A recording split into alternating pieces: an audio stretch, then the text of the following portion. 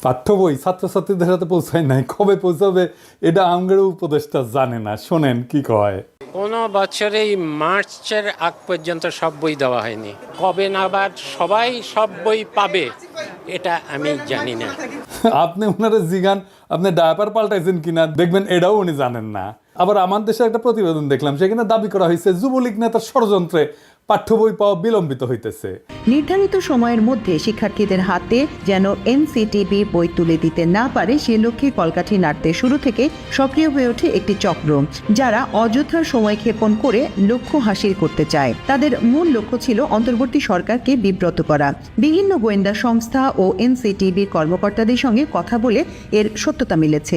মুদ্রণ শিল্প সমিতির সাবেক সভাপতি এবং যুবলীগ নেতা জহুরুল ইসলাম পাঠ্যপুস্তক নিয়ে সরকারকে বিব্রত করতে প্রথম থেকেই সক্রিয় হয়ে ওঠেন। এরই অংশ হিসেবে সরকারের বিনামূল্যের পাঠ্য বই মুদ্রণের জন্য 25 মার্চ পর্যন্ত সময় চেয়ে শিক্ষা উপদেষ্টা বরাবর চিঠি পাঠিয়েছিলেন মুদ্রণ শিল্প সমিতির সিনিয়র ভাইস চেয়ারম্যান জুনাইদুল্লাহ আল মাহফুজ। এ নিয়ে ব্যাপক আলোচনার পর তড়িঘড়ি করে সংবাদ সম্মেলন ডেকে ক্ষমা চান মাহফুজ এবং সমিতির প্যাডে চিঠিটি যাওয়ায় নিজের দায় স্বীকার করে ক্ষমা চেয়েছেন সমিতির সভাপতি রাব্বানী জাব্বারও। রাব্বানী সাবেক ডাক ও টেলিযোগাযোগ মন্ত্রী মোস্তফা জব্বারের আপন ভাই।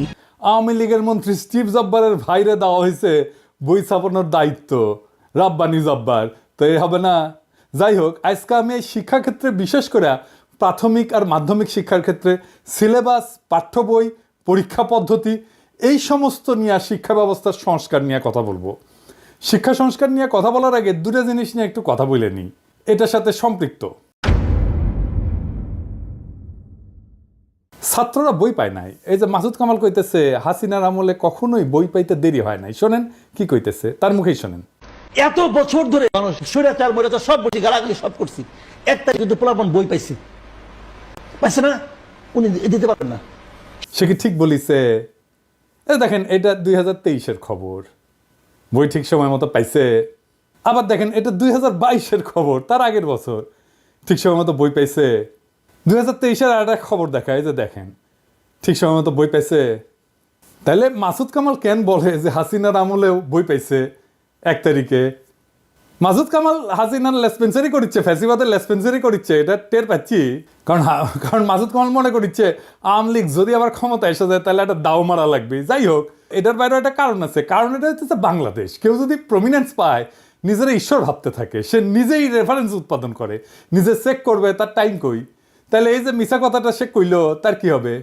মাসুদ কামাল সিনিয়র সাংবাদিক, যাই হোক, আমি তার উপরে এখনই চড়াও হব না, তার আমি বেনিফিট অফ ডাউট দিতে চাই। স্লিপ অফ টাঙও তো হইতে পারে, ভুল হইতে পারে, কিন্তু মাসুদ কামাল এর পরে যদি ভুলভাল মিছা কথা কইছেন তাইলে গেলে বুঝেছেন একেবারে কচ্ছপের কামড় দিয়া ধর্ম কলে। এবার আসেন, বইয়ের সিলেবাস পাল্টাইছে সরকার, জুলাই আগস্টের বিপ্লবের ঘটনা ঢুকাইছে। কি ঘটনা করিছে সেটা এনা দেখি, আসেন। দেখেন, হাসিনার নাম নেয়নি, পরে মনে হয় পুলিশের দায় শুধু, আওয়ামী লীগ নাই, ছাত্রলীগ নাই, গণঅভ্যুত্থানের বিরুদ্ধে মেইন কালপ্রিটের নাম নাই। এরা বাচ্চাদের কি শিক্ষা দিতে চায়? যদি বইয়ে হাসিনার নামই লেখা না হয়, আওয়ামী লীগের নামই লেখা না হয়, ফ্যাসিবাদের নামই লেখা না হয়, তাহলে গণঅভ্যুত্থানটা হইল কার বিরুদ্ধে? জনগণ তো হাসিনার বিরুদ্ধে দাঁড়াইছে, পুলিশ তো প্রতিরোধ করতে গিয়ে নিপীড়ন করছে হাসিনার অর্ডার নিয়ে। এই নৃশংস প্রতিরোধের দায় কেবল পুলিশকে দিচ্ছে কেন? হাসিনার নাম কেন নিচ্ছে না? বাচ্চাদের জানা উচিত না হাসিনা জোর করে ক্ষমতায় থাকা এবং তার অপশাসনের বিরুদ্ধে আমরা ফাইট করছি। আমাদেরকে এখনো কারা হাসিনার রাজ্যে রাখতে চাচ্ছে, যে রাজ্যে হাসিনাকে কালপ্রিট বলা যাবে না? তো কে লিখেছে? রাখাল রাহা, ওর আসল নাম সাজ্জাদুল হক। এই এত ইসলামোফোব যে নিজের মুসলমান নামটা পাল্টা এটা হিন্দু নাম নিছে, প্রগতিশীল হয়েছে। যে বইটা দেখালাম এটা 5ম শ্রেণীর বাংলা বই, এখানে যে খুনি ফ্যাসিস্ট হাসিনার নাম লেখা হয়নি তা না। 9ম 10ম শ্রেণীর বাংলা বইয়ে জুলাই আন্দোলনের ইতিহাস কেন্দ্রিক একটা গদ্য যুক্ত করা হয়েছে, এটাতেও খুনি হাসিনার নাম লেখা হয়নি, আওয়ামী লীগের নাম নেওয়া হয়নি, ছাত্রলীগের নাম নেওয়া হয়নি। নাম না নিয়ে এরা ইতিহাস লিখেছে। কি লিখেছে দেখেন, মূলোৎপাটন করবে শাসন ক্ষমতা আঁকড়ে থাকা ফ্যাসিবাদী এক শাসককে, নিপীড়ক সরকারও প্রস্তুত, তার আছে দলীয় বাহিনী। দেখেন, হাসিনার নাম নেয়নি, দলীয় বাহিনী ইউজ করছে হত্যাযজ্ঞ চালাইতে, কিন্তু এই দলীয় বাহিনী আওয়ামী লীগ ছাত্রলীগের নাম লিখতে এদের জাত যায়, লজ্জা লাগে। এরা ইতিহাস লিখতেছে, কিন্তু আমরা কার বিরুদ্ধে যুদ্ধ করছি তার নাম লিখতেছে না। কারা শহীদদের খুন করছে, গুলি করছে, পঙ্গু বানাইছে, অন্ধ বানাইছে, তাদের পরিচয় বলতেছে না। এটা কেমন ইতিহাস? আবার দেখেন লিখছে, কিন্তু প্রতিরোধ করেছিল সরকারি দলের দুর্বৃত্ত বাহিনী, তাদের পাশে ছিল রাষ্ট্রীয় বাহিনীগুলোর ক্ষুদ্র একটা বিপদগামী অংশ। মানে বুঝিছেন, সরকারি দলের দুর্বৃত্ত বাহিনী বলতে পারতেছে, যেন এই বাহিনীর নাম নাই। আপনারা দেখেন রাষ্ট্র বাহিনীর একটা ক্ষুদ্র অংশ নাকি বিপদগামী ছিল। হ্যাঁ, হাই সেলুকাস, যেখানে আস্ত একটা পুলিশ বাহিনী, আস্ত র্যাব, ডিজিএফআই, এনএসআই, ডিবি জনগণের বিরুদ্ধে দাঁড়াইছে, সেখানে ক্ষুদ্র একটা বিপদগামী অংশ নাকি দাঁড়াইছে। কি কারে ইতিহাসের বিকৃতি বলেন? এই ইতিহাস ঘটার 4-5 মাস না যাইতেই এই ইতিহাস বিকৃতি, তাও গণ অভ্যুত্থানের সরকার ক্ষমতায় থাকা অবস্থায়। পরে কি হবে তাইলে ভাবেন। এই বই রাগালরা মধ্যে ঢুকে দেবেন। হারামজাদা বুদ্ধিজীবী চাইতেছে। এবার বুঝেছেন তো কেন আমি বাঙ্গু সুশীলগের আর বামদের গেলাই। সিলেবাস নিয়ে হাসিনার আমলে কত কাণ্ড হইতো আপনাদের মনে আছে না? আমি একটার পর একটা এপিসোড করেছি, যে দেখেন কতগুলো এপিসোড করেছি এই অসঙ্গতিগুলো দেখা দেওয়ার জন্য। সিলেবাস নিয়ে সিরিয়াস কাজ হাতে গোনা বাংলাদেশে কয়েকজন করছে, তার মধ্যে আমি একজন। একবার ঘুণাক্ষরও আমারে কইল না, ভাই আপনার মতামতগুলো কি বলেন, বইগুলো দেখে একটু মতামতগুলো দেন, বলে না। আমি যে খুব জ্ঞানী লোক তা না, কিন্তু আমাকে দেখতে দিলে তো ক্ষতি নাই, তাই না? আমার রিকমেন্ডেশন নিয়েন না, দরকার হইলে একটা মতামত তো ফ্রি পাইতেন, তাই না? রাগাল রাত যে কাজটা করিচ্ছে, টাকা নিচ্ছে, গাড়িতে ঘুরিচ্ছে, গাড়ি পাইছে একটা ফ্রি, অফিস পাইছে, স্টাফ পাইছে, আমরা তো টাকাও দিতে হতো না। তো সাজেশন নেন না কেন? কারণ হইতেছে রাখালরা শুধু হিন্দু নামই নেয়নি, তার সাথে হিন্দু ধর্মের বর্ণ প্রথাও নিছে। আমি তো নমশূদ্র, তাই আমার সাজেশন নিলে জাত যাবে রাখাল রাহার। রাখাল রাহালকে দেখলে জিগায়েন তো, ওই যে ক্ষুদ্রকালে ওর যন্ত্রের যে কর্তৃত্ব চামড়া আছে না আগা, ওটিকে আবার লেগে নিছে নাকি প্লাস্টিক সার্জারি কইরা।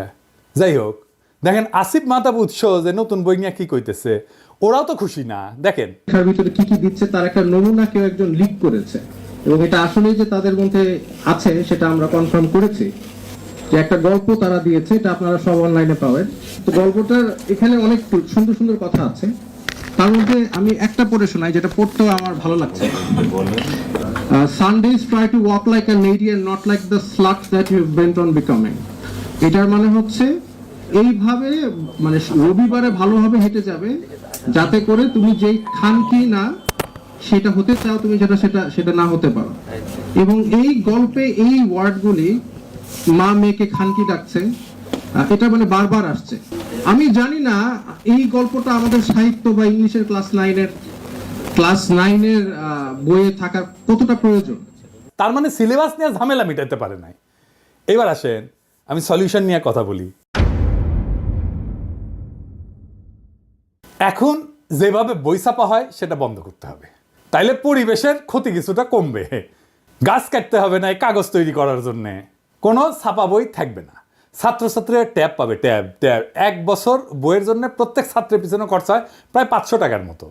ট্যাবের আয়ুষ্কাল যদি 3 বছর ধরি, তাহলে এই 3 বছরের খরচা মানে 1500 টাকায় বাংলাদেশে একটা উন্নত মানের ট্যাব উৎপাদন করা যাবে, যেটা পড়ালেখা করতে পারবে। চিন্তা করেন কি পরিমাণে কর্মসংস্থান হবে যদি আমরা বাংলাদেশে ট্যাব উৎপাদন করতে পারি। আবার ট্যাবের তো ট্রাভেল শুটিং হবে, রক্ষণাবেক্ষণের জন্য নানা উদ্যোগ গড়ে উঠবে, নানা লোক এখানে কাজ করবে।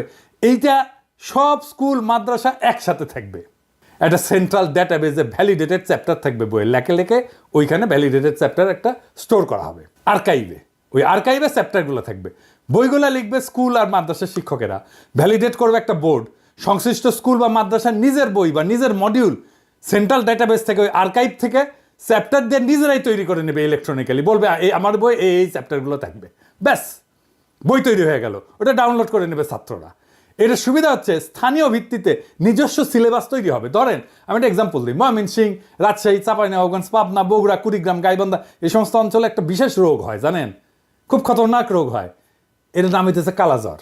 এইখানে কালাজ্বরের কিভাবে প্রতিরোধ করা যায়, কালাজ্বরের রুগীকে কিভাবে আইডেন্টিফাই করা যায়, সেই বিষয়গুলো যদি ওই অঞ্চলের বইগুলোতে থাকে, তাইলে চিন্তা করেন ওই অঞ্চলের ছেলে মেয়েগুলো যায় না উঠবে কিভাবে এই রোগটাকে সামলানো যায়। স্থানীয় অঞ্চলের সংস্কৃতি স্থানীয় স্কুলে পড়ানো হবে। ধরা যাক ময়মনসিংহ গীতিকা, এটা পড়ানো হবে ময়মনসিংহ অঞ্চলের স্কুলগুলোতে। লবণাক্ততা, এটা থেকে বাঁচার উপায়, এটার পড়ানো হবে উপকূল অঞ্চলে। চাঁপাইনবাবগঞ্জে পড়ানো হবে গম্ভীরা, স্থানীয় সংস্কৃতি। কালাইয়ের রুটি, পার্বত্য চট্টগ্রামে ম্যালেরিয়া পড়ানো হবে। অত্যন্ত রিচ কারিকুলাম তৈরি করতে পারবো আমরা। স্কুলের শিক্ষক আর স্থানীয় স্কুল কমিটি তাদের বই ঠিক করে নেবে। বইয়ের সাথে সাথে কয়েক হাজার প্রশ্নও তৈরি করা থাকবে। এই প্রশ্ন করার জন্য কোনো ঝামেলার দরকার নাই, চ্যাটজিপিটিতে বইটা আপলোড করে দিয়ে বললেই হবে এই বই থেকে 2000 প্রশ্ন তৈরি করে দাও, উত্তরও তৈরি করে দাও, তাইলে তারা প্রশ্ন তৈরি করে দেবে, উত্তরও তৈরি করে দেবে। বইয়ের চ্যাপ্টারের ভ্যালিডিটি থাকবে 3 বছর। প্রত্যেক বছর এই আর্কাইভে নতুন নতুন চ্যাপ্টার তৈরি হবে আর যুক্ত হবে। স্কুলে কম্পিটিশন হবে বইয়ের চ্যাপ্টার লেখার জন্য ছাত্রদের মধ্যে। ছাত্ররাই লিখবে নিজেদের বইয়ের চ্যাপ্টার। ক্লাস 9-এর ছাত্ররা তো অবশ্যই ক্লাস 8-এর ছাত্র বই লিখতে পারবে, তাই না? আমরা সেরা চ্যাপ্টারগুলো সারা দেশ থেকে বের করে নিয়ে এসে আর্কাইভে রাখবো। সারা দেশের স্কুল ছাত্ররা যদি লেখে, তার মধ্যে থেকে আমরা নিশ্চয়ই 10-12টা ভালো চ্যাপ্টার পাবো যারা ভালো লিখছে। প্রত্যেক চ্যাপ্টারের জন্য অনলাইন টিচিং মডিউল তৈরি করব অনলাইনে। সেইখান থেকে মূলত শিখবে ছাত্ররা। আমাদের কোয়ালিটি শিক্ষকের সমস্যা কমবে, একজন লক্ষ লক্ষ ছাত্রকে পড়াইতে পারবে। সেরা শিক্ষকেরা টিচিং মডিউল তৈরি করবে। সারা দেশে একই রকমের শিক্ষার মান নিশ্চিত হবে। পরীক্ষা হবে ইলেকট্রনিক্যালি। কিভাবে? ওই ট্যাব দিয়ে পরীক্ষা দিতে পারবে সবাই। প্রশ্ন র্যান্ডামলি তৈরি হবে অ্যালগোরিদম দিয়া। এক একজনের জন্য এক এক প্রশ্ন। পরীক্ষাও দেবে ট্যাব থেকে। কাউকে প্রশ্ন করতে হবে না, খাতা দেখতে হবে না, টেবুলেশন শিট বানাইতে হবে না। সকালে পরীক্ষা, বিকালে রেজাল্ট বের হয়ে যাবে। কত সময় বাঁচবে দেখেন। পুরা শিক্ষা ব্যবস্থা নিয়ে, সিলেবাস নিয়ে বেশিরভাগ সমস্যার সমাধান হয়ে যাবে। রাখাল রাহাদের রাহাজানি থামবে। আমরা অনেক গুরুত্বপূর্ণ বিষয়ে নজর দিতে পারবো এইটা অল্প সময়ের মধ্যে সম্পন্ন করতে পারলে। এখন প্রশ্ন হচ্ছে, এইটা কি বাস্তবায়ন করবে এই সরকার? এই সরকার তো কিছুই করে না, কিন্তু বলতে তো অসুবিধা নাই। আমাদের স্বপ্নটা জাগায় রাখতে হবে, আমাদের জাতিকে বুঝাইতে হবে আমাদের সম্ভাবনাটা কত বিশাল। আমাদের সমস্যা যাই থাক, তার সৃজনশীল সমাধান আছে। একদিন না হয় একদিন এই সমাধান বাস্তবায়িত হবে। ততদিন স্বপ্নকে জাগায় রাখতে হবে আমাদের। আমরা স্বপ্ন দেখি এমন এক বাংলাদেশে যেখানে শিক্ষার জন্য অপেক্ষা করতে হয় না, যেখানে পাঠ্য বই বিতরণে অব্যবস্থাপনার শিকার হইতে হয় না। আমরা স্বপ্ন দেখি এমন একটা শিক্ষা ব্যবস্থা যা শুধু জীবিকা অর্জনের পথ দেখায় না, বরং সৃজনশীলতা, উদ্ভাবনী শক্তি এবং আত্মমর্যাদা জাগায় তোলে। আমাদের স্বপ্ন একটা বিপ্লবের, সৃজনশীল বিপ্লবের। এই বিপ্লব কোনো বন্দুকের গুলিতে না, কোনো আন্দোলনে না, কোনো প্রতিবাদের মিছিলে না। এটা হবে আমাদের চিন্তায়, আমাদের দৃষ্টিভঙ্গিতে, আমাদের কর্মের মাধ্যমে বিপ্লব। আমরা বিশ্বাস করি প্রত্যেকটা শিশু একটা সম্ভাবনার প্রদীপ। আমাদের কাজ সেই প্রদীপের আলোকে জ্বালানো। তাদের হাতে কেবল সঠিক বই তুলে দেওয়া না, বরং এমন একটা শিক্ষার প্ল্যাটফর্ম দেওয়া যেখানে তারা নিজেদের শ্রেষ্ঠ সংস্করণ হয়ে উঠতে পারবে, সেই তার বেস্ট ভার্সন হয়ে উঠবে। আমরা চাই প্রত্যেকটা শিশু জানুক যে তারা কেবল ভবিষ্যতের অংশ না, তারা নিজেরাই ভবিষ্যৎ। এই শিক্ষা ব্যবস্থা তাদের আত্মবিশ্বাস, সৃজনশীলতা এবং নেতৃত্বের গুণাবলী গড়ে তুলবে। তারা শুধু স্বপ্নই দেখবে না, তারা স্বপ্ন বাস্তবায়নও করতে শিখবে। এই বিপ্লব আমাদেরকে শুরু করতে হবে। আমাদের চিন্তা, কথা এবং কাজের মাধ্যমে আমরা সেই আগুন চারিদিকে ছড়ায় দেব। আমরা প্রমাণ করব শিক্ষা শুধু এক প্রজন্মকে না, পুরা জাতিকে বদলায় দিতে পারে। আসেন আমরা এই স্বপ্নের অংশ হই। আসেন আমরা সৃজনশীল বিপ্লবের সৈনিক হই। ইনকিলাব